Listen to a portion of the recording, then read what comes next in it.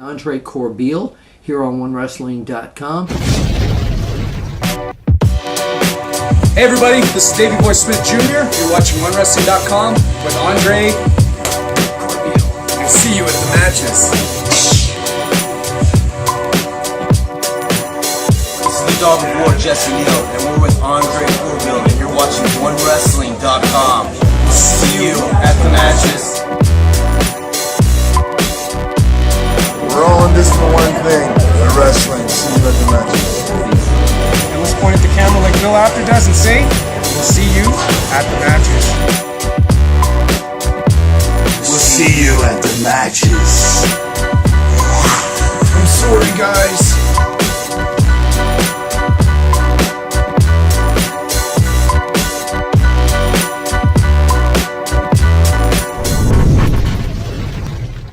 Ladies and gentlemen, thanks for tuning in to OneWrestling.com. I'm Andre Corbeil, your official Impact Wrestling OneWrestling.com reporter, right here at the home of the legendary icon, Bill Apter, coming at you with your April 24th, 2015 TNA Impact Wrestling TKO Night of Knockouts report, right here at OneWrestling.com, fans. And I gotta be honest with you, I was extremely excited all week long as the women were set to take center stage tonight in Orlando, Florida. And indeed, this was a night to remember for not only TNA wrestling fans, but fans of women's wrestling in general, as the spotlight was indeed put on the women tonight. Now, we panned into the beginning of the show here with the TNA World Heavyweight Champion, Kurt Angle, who talks about his match against Eric Young tonight, stating that he wants to fight and face the original Eric Young, putting aside this recent lunatic that Eric Young has been portraying, as he calls Eric down to the ring, and in my opinion, the message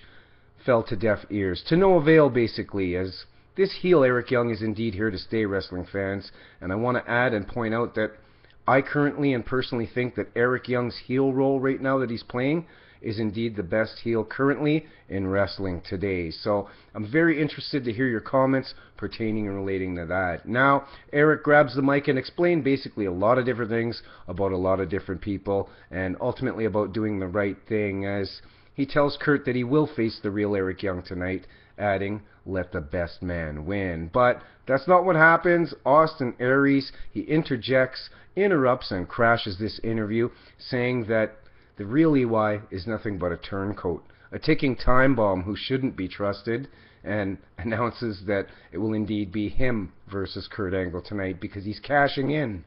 Now, he tells Eric Young that he ultimately has to wait his turn as the greatest man who ever lived, vowed to cash in tonight. And he also told Eric Young, "Don't worry, champ, I'll give you a shot first in line after I win the title." Now, I thought to myself, this should indeed be extremely interesting. Now, we then had the champ, none other than Taryn Terrell, backstage talking about Awesome Kong and their match tonight for the TNA Knockouts Championship, as she promises she'll do everything within her power to take Awesome Kong down and retain her TNA Knockouts Championship tonight at TKO. And speaking of TKO, we roll into our first Knockouts contest of the night, a four-way #1 contendership match to determine who will face either Kong or Taryn Terrell down the line, wrestling fans, as Gail Kim, Madison Rayne, Brooke, and Angelina Love all brought a quick-paced match, a very fun-to-watch match with all women getting in their finishing spots, including a sweet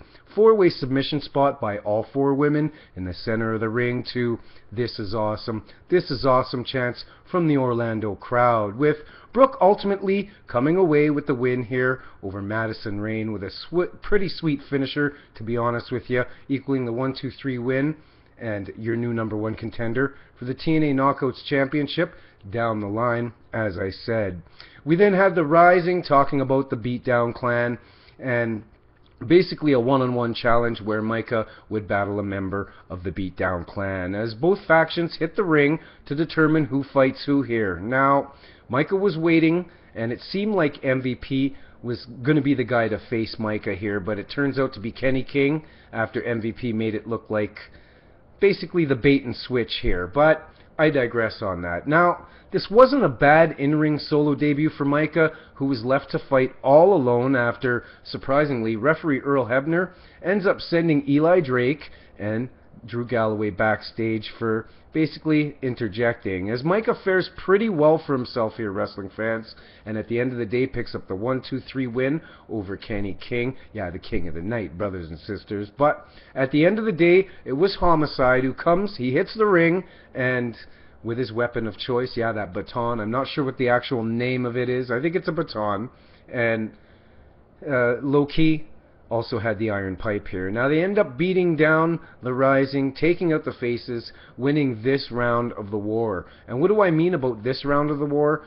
After backstage, Drew Galloway announced that indeed next week at Hardcore Justice, yes, Hardcore Justice will be next week, wrestling fans, so make sure to tune in. And ultimately one of the matches will be Drew Galloway versus Low Key in an iron pipe on a pole match that may give the Rising a chance at redemption here. And who can forget the big gash when Drew Galloway first debuted in Total Nonstop Action Wrestling, hitting Low Key and gashing a really big portion behind his ear, which a lot of stitches were needed. So it could be redemption. It could be more domination from the Beatdown Clan, who do indeed have the numbers game within their advantage.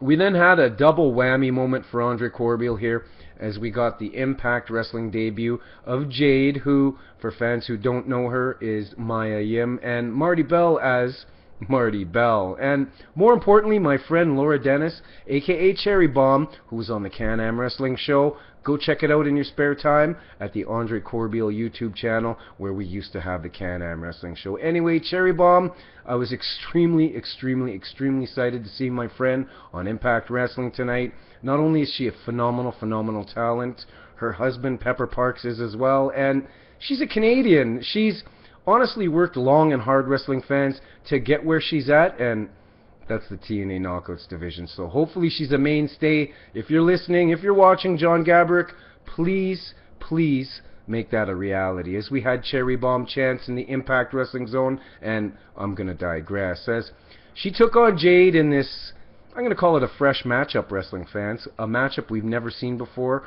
on Impact Wrestling, and that's a very good thing. All you guys have to agree with me, and you ladies as well, as a very strange dollhouse quickly got in the face of Christy Hemme here. And what was it for? Not ring announcing their name the way they wanted it. Now, I know all about that, being the ring announcer for RCW Wrestling. Sometimes I'll botch up something and you feel really bad, but you can only pick up your pieces and move forward and not let it happen again and do better and better as you grow, right? Now, Christy quickly rectified this and announced them as the Dollhouse. Now, Laura came out of the gate really quick here, but the sinister Jade ultimately throughout this match got more and more vicious as the match went on. Now, Cherry put together a nice comeback here, but it was cut short by Marty Bell, who's ultimately sent backstage by referee. Now, she takes him out. I wasn't expecting to see this at all, resulting in Jade being DQ'd, giving the win to Cherry Bomb, Laura Dennis. Now, this is where the Dollhouse really crossed the line, with Christy Hemme, as a matter of fact, who announces the winner. Now, they didn't like hearing the fact that they weren't the winners, so Jade and Marty Bell, they end up taking her out into the steel ring steps multiple times and ultimately shoving that giant jawbreaker that they suck on right in the mouth of Christy Hemme. Now, this generated some good heat within the Impact Zone and capped off a really interesting debut for the Dollhouse. But they weren't done yet, wrestling fans, but Andre Corbeil's going to digress. We then rolled into Kurt Angle, promising Eric Young his rightful title shot very soon down the line. But an ejected Eric Young says, "This keeps happening again and again." And he added that he doesn't know if he wants to be here anymore. So it's a very interesting twist, but in my mind, all I could think of was bait, hook, line, and sinker. Now, I saw the swerve coming. Did you, wrestling fans, see the swerve coming by the psychotic Canadian Eric Young? But Andre Corbeil, he's going to digress. Now, social media has been buzzing all week long on what Mickie James's big announcement would be as she and Magnus hit the ring and addressed the crowd in Orlando, Florida, ultimately thanking them and explaining how great it feels to hold the title in the hands, perform for the fans, yada yada yada, but ultimately there's nothing like holding a baby in your hands. Now, she says that her life is changing and she needs to ultimately go home and be a mother. It's more important right now, ultimately announcing her retirement, wrestling fans, from the ring. Now, I had ultimately thought that she was going to announce her return to the ring, but we're not done yet. This leads to the Cowboy James Storm's music, who hits as he bolts down to the ring, and we all know he's one of the most sinister heels in wrestling right now. Now, all that aside, he delivers a strong and convincing promo here, as he said that she needs to stay around in a nutshell, asking her for indeed one more match, as the whole building chanted along with James Storm here. I just know that there's a huge twist coming down the wire here, as Magnus thanks him, but says ultimately it's Mickie James' decision. But Storm keeps his crusade going on, even after Mickie James declined one more time, as he eventually does get into her ear and gets her to ultimately agree to one more match indeed. Now, you can see the look in Magnus's eyes. This also told a story as well, wrestling fans. It looked like he doesn't want this to happen. Now, backstage, he did say that he would support her and he was behind her, but you could see here that he was clearly pondering things within his mind as he ultimately tried to talk her out of it backstage again. Like I said, to no avail. Now, this was a rock-solid promo, wrestling fans, and expect something big down the line, as afterwards, Davey bumps into Magnus and reminds him, this James Storm fellow, he's the devil. Don't be fooled. So expect something big, wrestling fans, and I think this is a great beginning to a new feud possibly. And speaking of Davey Richards, he ends up taking on Manic in a very good contest here from two super talented in-ring generals. And this had a great pace to it, and this is what a solid wrestling match is all about, in my honest opinion, as both men looked great here, with a ton of great combos as well. Now, the truth is that I didn't want to see either man lose this match, but ultimately, since I talked to Davey Richards on a monthly basis, I pretty much lean towards cheering for him, and his spinning kick, yeah, the death kick. Now, Davey ultimately hits that kick and gets the 1-2-3 win over Manic, but we weren't done here, wrestling fans, not yet, as the Revolution comes down the aisle, attacks Davey Richards, but thank God for the Hardys. Yeah, the Hardys came down right to his aid, ultimately saving his ass, so nicely done all around, ladies and gentlemen. I really enjoyed this. Now, we jump back a week ago in this report to Ethan Carter III, who had teased an announcement coming this week. Now, the time came as Ethan Carter cuts a presidential campaign-style in-ring promo unveiling his next TNA World Heavyweight Championship campaign, #EC3 2015, as he brought up all these stats. Some of them were funny, but some of them made a strong claim, a strong case of the credibility to be thrust into that big title picture for the nephew of Dixie Carter, EC3. As he caps it all off with saying, "I'm Ethan Carter, your next TNA World Heavyweight Champion, and God bless EC3. Now, this was a good promo, and it finished off with Ken Anderson coming out, basically laying out the real template of how to become a real champion within wrestling, how to earn a title with blood, with sweat, with tears, with hard work, putting in time, basically. So, Ethan and Ethan and Anderson here ultimately ended up trading punches before Tyrus and EC3 ended up getting out of Dodge. Now, it was time for what I was waiting for all week long, wrestling fans. Yes! Awesome Kong versus Taryn Terrell for the most prestigious women's title in the biz, the Knockouts Championship title. Say what you want, but butterflies don't compare here, but I'm going to digress, as Taryn tells Awesome Kong and the fans that they deserve the best here, and she calls for a change within the stipulation of the match, making it a no disqualification match. And I was like, wow, Taryn, this is impressive. But was Andre Corbeil too impressed too fast? I'll explain shortly, wrestling fans, as Kong basically from the onset dissects Taryn on the outside with that sick rail swing boom, and even a double kendo stick beating like down on the rampway. Now, Taryn ultimately uses a curb stomp on the ring steps shortly after that on Kong's face. Yes, wrestling fans, I said a curb stomp. Anyway, this match told a good story with some high risks from the champion Taryn Terrell here. Even at one point setting up a table inside the ring, but this is when the dollhouse came out, and I was like, wow, what's going to go on here? So I continued watching on. Now, Kong ended up setting Taryn on the table and heading up to the top rope to ultimately splash through the table and destroy the champion en route to winning the Knockouts Championship. But this isn't what happens, wrestling fans. The dollhouse ended up both climbing up on the apron with those kendo sticks and attacking Awesome Kong as she came down, crashing through the table, leading to the 1-2-3 win from Taryn Terrell as she grabbed the mic, basically saying nobody thought she could beat Kong tonight.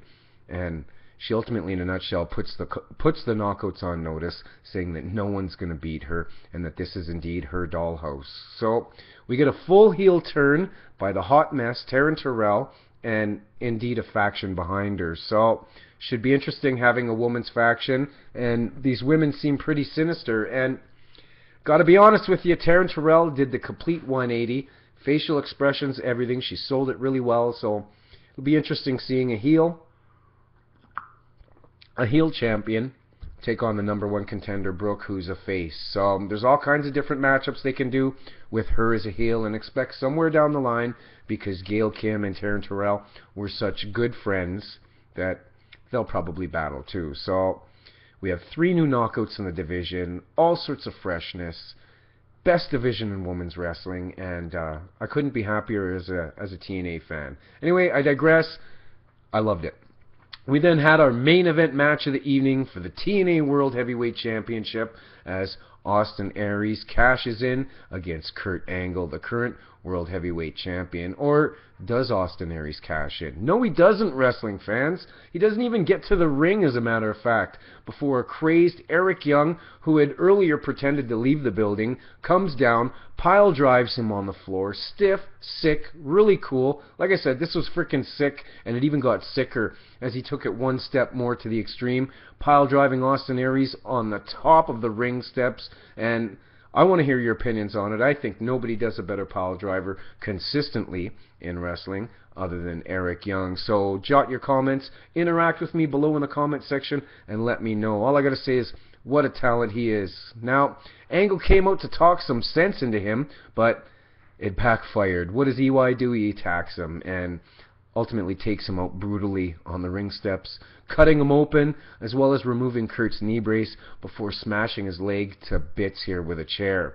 Now, Eric even ended up chasing officials away while delivering this vicious beating on 2 of the biggest and best wrestling superstars in the world. So nicely done, Eric Young, as we pan out of Impact Wrestling with Eric locking in the figure 4 leg lock on Kurt's destroyed leg, ending an awesome TNA Impact Wrestling. And all I gotta say is I hope that this becomes an annual, yearly occurrence for Total Nonstop Action Wrestling, featuring the Knockouts. Now, my name's Andre Corbeil. This is OneWrestling.com.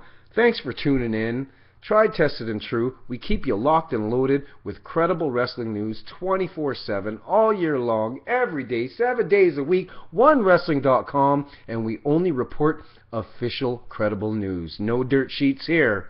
Now, I'm going to cut out saying we're all in this for one thing, wrestling, and thank you for tuning in. What a great, great night for Total Nonstop Action Wrestling, and I can't wait for Hardcore Justice next week on Destination America. Andre Corbeil, peace. Andre Corbeil here on OneWrestling.com. Hey everybody, this is Davey Boy Smith Jr. You're watching OneWrestling.com with Andre Corbeil. I'll see you at the matches. This is the Dog of War, Jesse Neal, and we're with Andre Corbeil, and you're watching OneWrestling.com. We'll see you at the matches. We're all in this for one thing, the wrestling. See you at the matches. And let's point at the camera like Bill Apter does and say, we'll see you at the matches. We'll see you at the matches. I'm sorry, guys.